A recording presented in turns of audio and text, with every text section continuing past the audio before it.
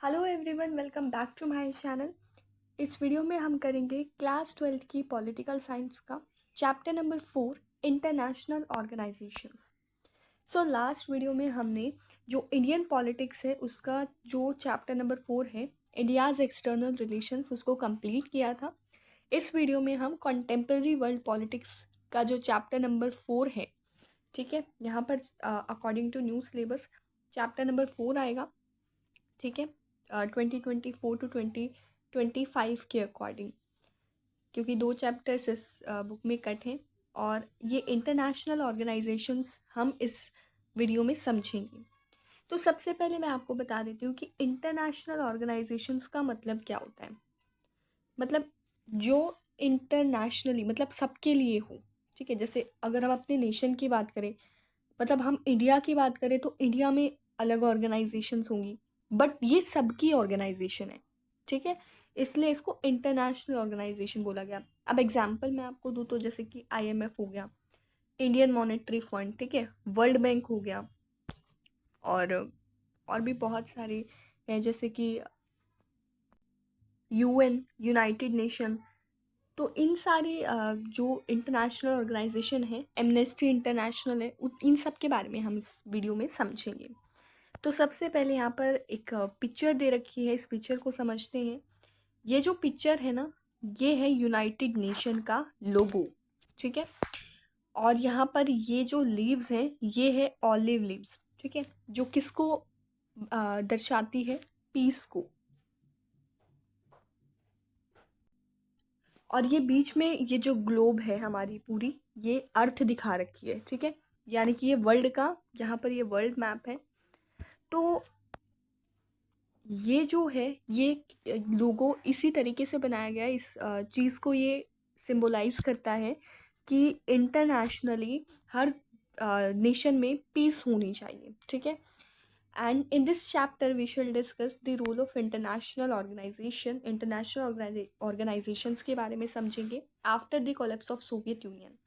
तो लास्ट देखो, कनेक्ट करके चलते हैं कि फर्स्ट चैप्टर में हमने क्या पढ़ा, एंड ऑफ बाइपोलैरिटी, यानी कि जो यूएसएसआर है वो क्या हो गया, डिसइंटीग्रेट हो गया, ठीक है। सेकंड चैप्टर में हमने क्या पढ़ा, सेकंड चैप्टर में हमने पढ़ा कि जो अलग अलग सेंटर्स ऑफ पावर है वो इमर्ज हो रहे थे, ठीक है, कॉन्टेम्पररी सेंटर्स ऑफ पावर।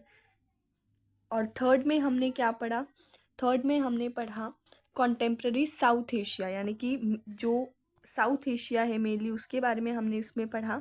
जैसे हमने इसमें क्या देखा था, अलग अलग जो सेंटर्स ऑफ पावर हैं वो इमर्ज हो रहे थे, और इसमें हमने एक सेंटर ऑफ पावर देख भी लिया, साउथ एशिया, ठीक है। और औरों के बारे में भी इसमें हमने पढ़ा था, चाइना हो गया। और फोर्थ अब हम जो चैप्टर पढ़ने वाले हैं इसमें हम इंटरनेशनल ऑर्गेनाइजेशन के बारे में स्टडी करेंगे। तो इसमें यही बोला है कि जब सोवियत यूनियन कोलैप्स हो गया था, ख़त्म हो गया था, तो हम देख सकते हैं इस इमर्जिंग वर्ल्ड में इंटरनेशनल ऑर्गेनाइजेशन जो है उसका उसको रीस्ट्रक्चर करने के लिए डिमांड्स उठ रही थी। क्योंकि यूएस, जैसे सोवियत यूनियन डिसइंटीग्रेट हुआ तो यूएस की पावर जो है ना वो बढ़ गई और भी ज़्यादा, क्योंकि एक सोल पावर बच गया था यूएस। तो इसलिए इंटरनेशनल ऑर्गेनाइजेशंस जो हैं उनको रीस्ट्रक्चर करने की डिमांड उठी कि ताकि जो यूएस की जो पावर है वो बढ़ रही है तो इन चैलेंजेस के साथ वो डील कर सके। Potential reform of United Nation Security Council is an interesting case of the reform process and it difficulties. When we then turn to India's involvement, फिर हम इंडिया की तरफ चलेंगे, इंडिया की क्या इन्वॉल्वमेंट है यूएन में, इसका व्यू देखेंगे। सिक्योरिटी काउंसिल की जो रिफॉर्म्स होते हैं उनमें इसका क्या व्यू होता है। चैप्टर ख़त्म हो जाता है क्वेश्चन पूछ के कि क्या जो यूएन है, जो एक सुपर पावर पूरे वर्ल्ड में डोमिनेट कर रही है, क्या यूएन एक सही रोल प्ले कर रहा है या फिर यूएन एक सही रोल प्ले कर पाएगा इसके साथ डील करने में। In this chapter we look at some other transnational organisation, कुछ और जो दूसरी ऑर्गेनाइजेशन है उनके बारे में भी हम पढ़ेंगे, जैसे कि एमनेस्टी इंटरनेशनल हो गया, आईएमएफ हो गया, वर्ल्ड बैंक हो गया, इनके बारे में भी हम स्टडी करेंगे। सो फर्स्ट टॉपिक हमारा यहाँ पर आता है Y international organisations. International organisations क्यों, मतलब क्या क्या ज़रूरत पड़ती है इसकी, क्यों होनी चाहिए इंटरनेशनल ऑर्गेनाइजेशन। तो यहाँ पर सबसे पहले दो कार्टून्स दे रखे हैं, एक कार्टून ये है एंड एक कार्टून ये है। इसमें बताया गया है ड्यूरिंग जून 2006, तो जून 2006 के दौरान क्या हो रहा था, इज़राइल जो है वो लेबनान पर अटैक कर देता है, ये कहकर कि यहाँ पर जो मिलिटेंट ग्रुप है हेजबोला, इसको कंट्रोल करने की ज़रूरत है, इसलिए इज़राइल लेबनान पर अटैक कर देता है।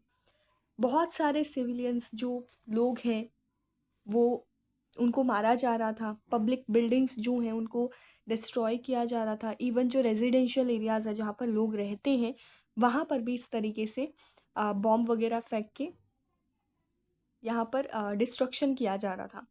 यूएन ने एक रिजोल्यूशन पास किया इस पर अगस्त अगस्त में, and Israel army withdrew, Israel की जो आर्मी है उसको लेबनान से बुला लिया गया, मतलब वापस वहाँ से विड्रू कर लिया गया अक्टूबर में। एंड दोनों ही कार्टून कमेंट करते हैं यूएन के रोल के बारे में और इसके सेक्रेटरी जनरल के बारे में, ठीक है।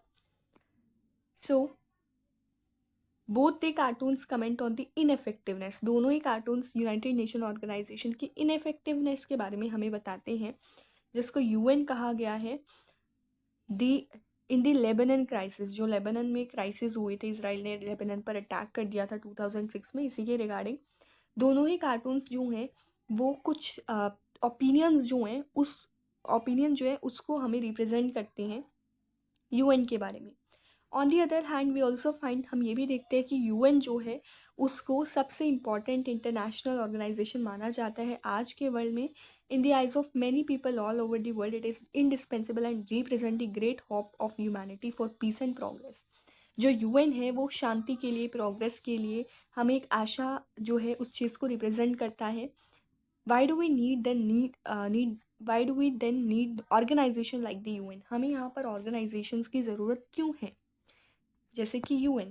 अब देखो ये जो हमने कार्टून्स पढ़े इसमें हमें क्या देखने को मिलता है, हमें यहाँ पर डिस्ट्रक्शन देखने को मिलता है।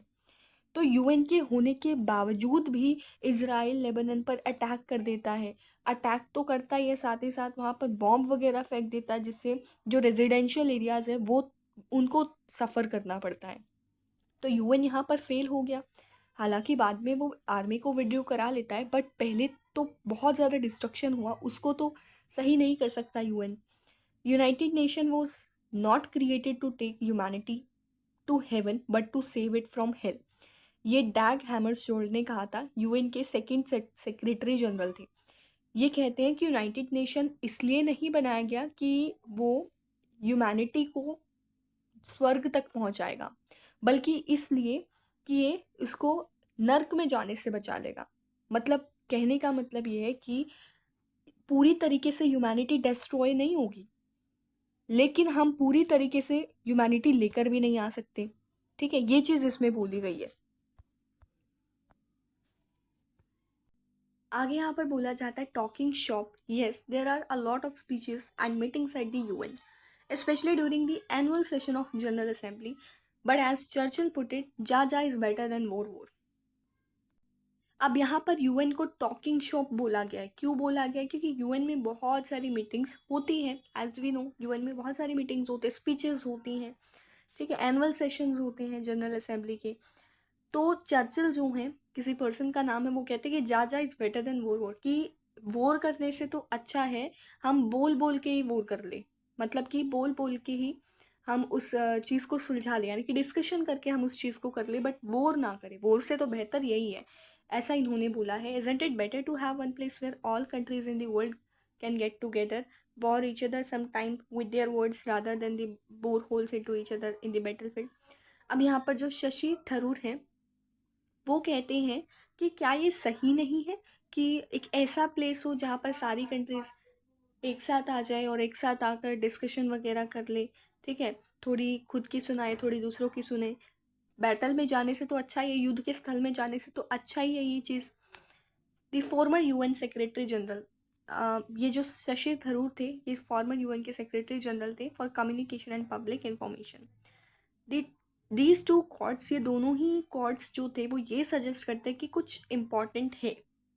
इंटरनेशनल ऑर्गेनाइजेशन इसका आंसर नहीं होता, आंसर नहीं हो सकता, मतलब हर एक क्वेश्चन का आंसर इंटरनेशनल ऑर्गेनाइजेशन नहीं होता, लेकिन यहाँ पर ये इम्पॉर्टेंट है। इंटरनेशनल ऑर्गेनाइजेशन वॉर और पीस में हेल्प करता है, यानी कि वॉर को ख़त्म कराने के लिए और शांति को इस्टेब्लिश करने के लिए ये दूसरी कंट्रीज़ को हेल्प करता है कि वो कॉपरेट कर सके बेटर लिविंग कंडीशंस बनाने के लिए। ठीक है, कंट्रीज़ हैव कॉन्फ्लिक्ट्स। हमें पता है कि कंट्रीज़ में ऐसा तो नहीं है शांति से बैठ जाएंगे, कॉन्फ्लिक्ट्स तो होते ही हैं। जब इतने सारे व्यूज़ के डिफरेंट डिफरेंट व्यूज़ के लोग होंगे, तो वो जो लोग हैं उनमें अलग अलग व्यूज़ है, इस वजह से कॉन्फ्लिक्ट भी क्रिएट होते हैं, डिफरेंसेस क्रिएट होते हैं। That doesn't necessarily mean that they must go to war. इसका मतलब ये नहीं है कि वो वॉर करने लग जाएंगे। दे कैन इंस्टेड, वो क्या कर सकते हैं इसके अलावा, वो इश्यूज़ को डिस्कस कर सकते हैं और बहुत पीसफुल सॉल्यूशंस जो है उसको फाइंड कर सकते हैं। Indeed, even though this is rarely notice, लेकिन ये बहुत कम नोटिस होता है। ज़्यादातर कॉन्फ्लिक्ट्स जो हैं वो वॉर में जाने के बिना ही ख़त्म हो जाते हैं, यानी कि वॉर नहीं होती उससे पहले ही वो ख़त्म हो जाते हैं, वो कॉन्फ्लिक्ट डिस्कशन करने से। The role of international organisation, जो इंटरनेशनल ऑर्गेनाइजेशन का रोल है वो इम्पॉर्टेंट है। एक इंटरनेशनल ऑर्गेनाइजेशन जो है वो एक सुपर स्टेट नहीं है जिसके अथॉरिटी है, मतलब ये स्टेट से ही बना है, स्टेट के द्वारा ही क्रिएट किया जाता है, स्टेट ही रिस्पॉन्ड करती है। मतलब ऐसा नहीं है कि जितनी भी ये कंट्रीज़ हैं तो इन कंट्रीज़ से सबसे ऊपर जो है वो यूएन है, ऐसा नहीं है। बल्कि ये कंट्रीज़ जो हैं इन्हीं को मिलाकर ये यूएन बनता है। यही चीज़ बोली गई, ये जो कंट्रीज़ हैं यही होती हैं जो यूएन में रिस्पॉन्ड करती है। It comes into being when states agree to its creation, जब स्टेट एग्री करती है इसको क्रिएट करने के लिए तभी ये बना। एंड अगर एक बार ये बन गया तो ये मेंबर स्टेट्स को हेल्प कर सकता है इसकी प्रॉब्लम्स को सॉल्व करने के लिए। इंटरनेशनल ऑर्गेनाइजेशन दूसरे तरीके से भी हेल्प कर सकती है। नेशंस जो हैं वो कुछ चीज़ें ऐसी होती है जिनमें नेशंस को साथ में मिलकर चलना चाहिए, यानी कि कॉपरेशन होना चाहिए। तो यहाँ पर कुछ ऐसे इश्यूज़ हैं जो चैलेंजिंग है और अगर उसको कोई एक कंट्री सॉल्व करने की कोशिश करेगी तो नहीं हो सकता, बट साथ में करके सॉल्व करेंगे तो हो सकता है। फॉर एग्जाम्पल डिजीज़, अभी यही एग्जाम्पल लेकर देख लो कोरोना वायरस का कोविड-19 आया था। तो कोविड-19 में ऐसा नहीं था कि ये सिर्फ एक देश में फैला था, बहुत सारे देशों में इसका इफ़ेक्ट हुआ। वैक्सीनेशन बनाई गई लेकिन सारे देशों में उसका सर्कुलेशन हुआ, right.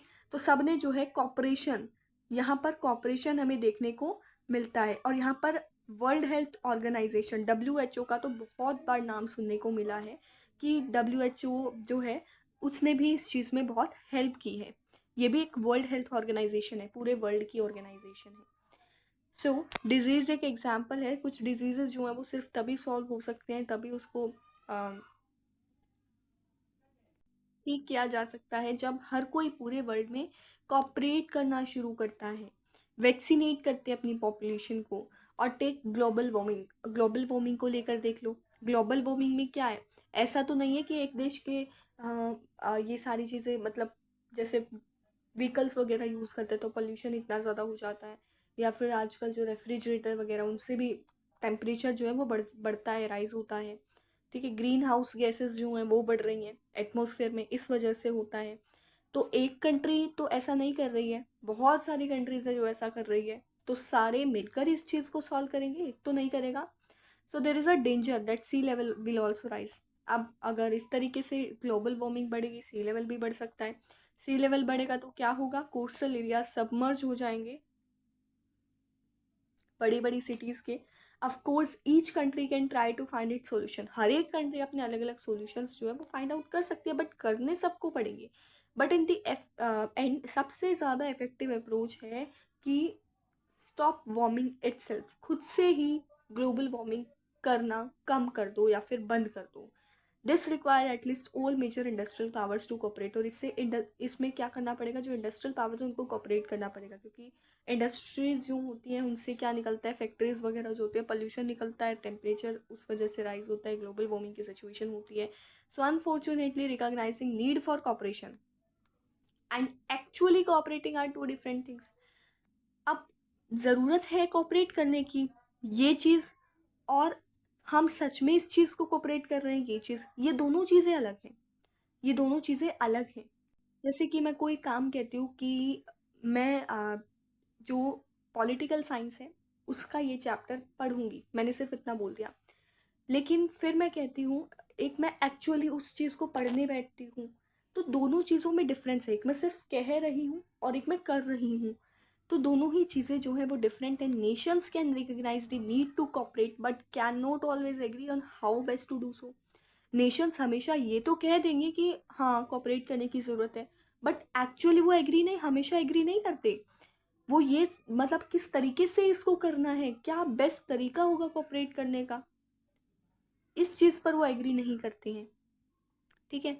How to share the cost of cooperating, कि जैसे मान लो दो कंट्रीज हैं तो हमें ग्लोबल वार्मिंग के लिए कुछ स्टेप्स उठाने हैं, तो तुम इतने स्टेप्स उठाओ, तुम इतने स्टेप्स उठाओ, इसको हम कैसे शेयर करें, मतलब किस तरीके से कॉपरेशन को, किस तरीके से कॉस्ट कॉपरेशन की शेयर करें। How to make sure that benefit, अब दोनों में ही बेनिफिट जस्टली मिलेंगे, ये दोनों कंट्रीज हैं तो मान लो इसने भी स्टेप्स उठाए, इसने भी स्टेप्स उठाए, अब क्या इसकी गारंटी है कि इसको नहीं मिलेंगे, दोनों को ही इक्वल बेनिफिट्स मिलेंगे। And how to ensure that other do not break their end of bargain and cheat on the agreement। अब ये कैसे हम इस चीज़ को कैसे इंश्योर करें कि कोई दूसरी कंट्री चीट नहीं करेंगी। An international organisation can also help produce information, तो इंटरनेशनल ऑर्गेनाइजेशन इस तरीके की इंफॉर्मेशन और आइडियाज़ को भी प्रोड्यूस करने में हेल्प करते हैं कि कैसे कोऑपरेट करें। इट कैन प्रोवाइड, बहुत सारे मैकेनिज्म प्रोवाइड करते हैं, रूल्स प्रोवाइड करती है, ब्यूरोक्रेसी प्रोवाइड करते हैं, ताकि जो मेंबर्स हैं उनको हेल्प किया जा सके टू हैव मोर कॉन्फिडेंस, ताकि मोर ट्रस्ट जो है वो बन सके कि कॉस्ट जो है वो प्रॉपरली शेयर होगी, जो बेनिफिट्स हैं वो प्रॉपरली शेयर होंगे, मतलब डिवाइड होंगे fairly. And that once a member join, और अगर एक बार कोई मेंबर इस एग्रीमेंट को ज्वाइन कर लेता है तो उसको ऑनर करना पड़ेगा इसकी टर्म्स और कंडीशंस को।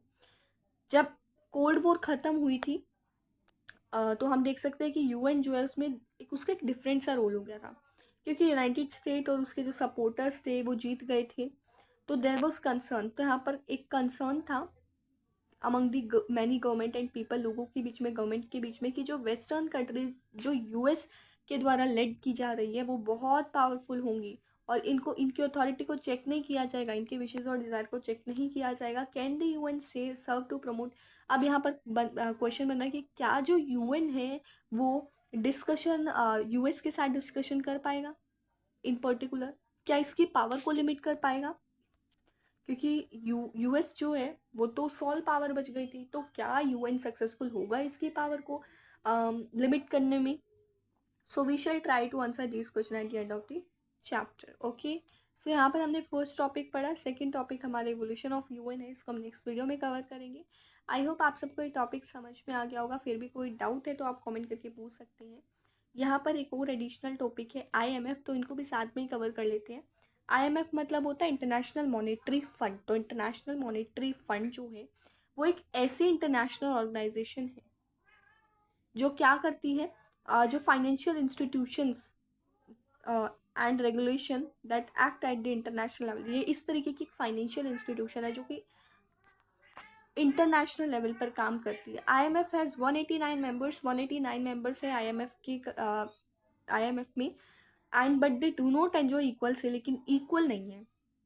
मतलब जो G7 मेंबर्स हैं यूएस के, यू G7 मेंबर्स जो हैं वो कौन कौन है, US, Japan, Germany, France, UK, Italy. तो इस तरीके के जो G7 मेंबर्स हैं तो उनमें ये जो शेयर है, मतलब आईएमएफ में जो शेयर है वो कितना कितना है, 16.5 टू 6.15, तो सबका इक्वल नहीं है, सबका डिफरेंट डिफरेंट है।